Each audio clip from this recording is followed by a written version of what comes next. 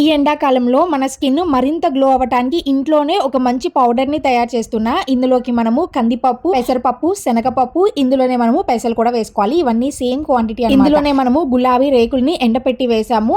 అలాగే తులసి ఆకుల్ని కూడా ఎండపెట్టి వేసుకున్నాం. కొంచెం గంధం కూడా వేసుకోవాలి. మీ దగ్గర ప్యూర్ గంధం చెక్క ఉంటే దాన్నన్నా వేసుకోవచ్చు. లేదు అంటే మనకి బయట దొరికే గంధం పౌడర్ మంచి క్వాలిటీ తెచ్చుకొని ఇందులో యాడ్ చేసుకొని మొత్తం కలిపి ఫైన్ పౌడర్ లాగా తయారు చేయాలి. చూసారా, వీలైనంత మెత్తగా పౌడర్ లాగా ఉంటే చిన్నపిల్లలు మంచిగా ఉపయోగించుకోవడానికి బాగుంటుంది. కొంచెం బరగ్గా ఉన్నా కానీ పర్లేదు. అది మనకి ఒక మంచి స్క్రబ్బర్ లాగా కూడా పనిచేస్తుంది. ఇది మనము గాజు సీసాలో స్టోర్ చేసుకోవచ్చు. ఫ్రిడ్జ్లో అయినా బయట అయినా చాలా సంవత్సరాల పాటే పాడైపోకుండా ఉంటుంది.